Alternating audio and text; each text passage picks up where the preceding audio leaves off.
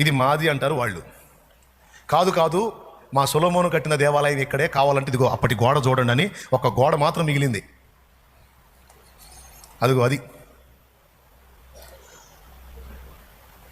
ఏడ్పుల గోడ అంటారు దాన్ని.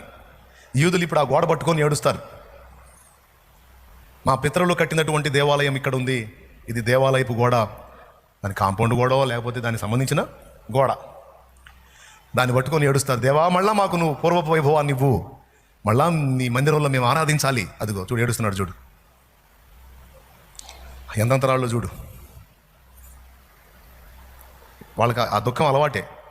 పితరులను గుర్తు చేసుకొని దేవుడు వాళ్ళని ఆదుకున్న తీరు, వాళ్ళు చేసిన పొరపాట్లు, దేవుడు వాళ్ళని అప్పగించిన శత్రువుల విధానం తలుచుకొని దేవా మళ్ళీ పూర్వపు వైభవం మాకు దయచేయమన్నట్లు పట్టుకొని ఏడుస్తారు ఆ గోడని. ఇప్పుడు వాళ్ళు ఏమంటారు, మా ప్రవక్త ఇక్కడి నుంచి వెళ్ళాడు కనుక ఇది మాకు.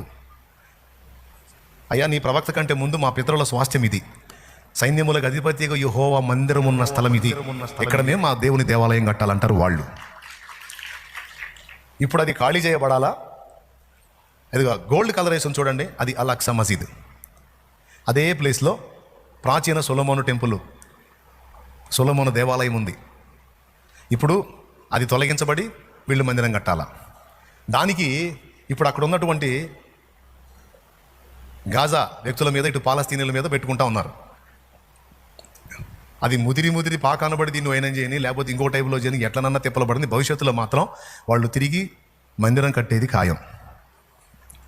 అర్థమైందా? దానికి ఇప్పుడు పడుతున్న అడుగులు వెంటనే కాకపోయినా కొంత టైంకైనా, లేకపోతే ఇంకొక దశలోనైనా సరే ఖచ్చితంగా ఈ ఘట్టం మాత్రం జరిగిద్ది. ఎప్పుడైతే దేవాలయ నిర్మాణానికి అడుగులు పడతాయో, మార్గం సరళపరచబడిద్దో, టైం దగ్గరకు వచ్చిందని గుర్తుపెట్టుకోవాలి. ఎంతమందికి అర్థమైందో?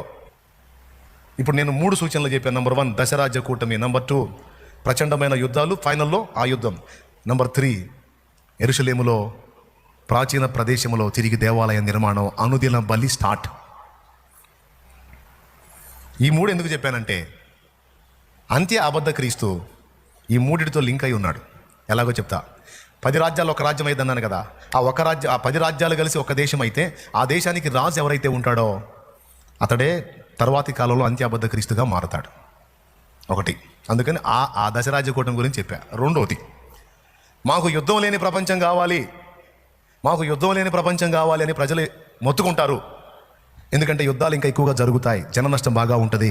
కాబట్టి యుద్ధం లేని ప్రపంచం కావాలని కోరుకుంటారు. యుద్ధం లేని ప్రపంచం కావాలంటే ఏం చేయాలి? 2 దేశాలు విడివిడిగా ఉంటే కొట్లాట తప్పదు.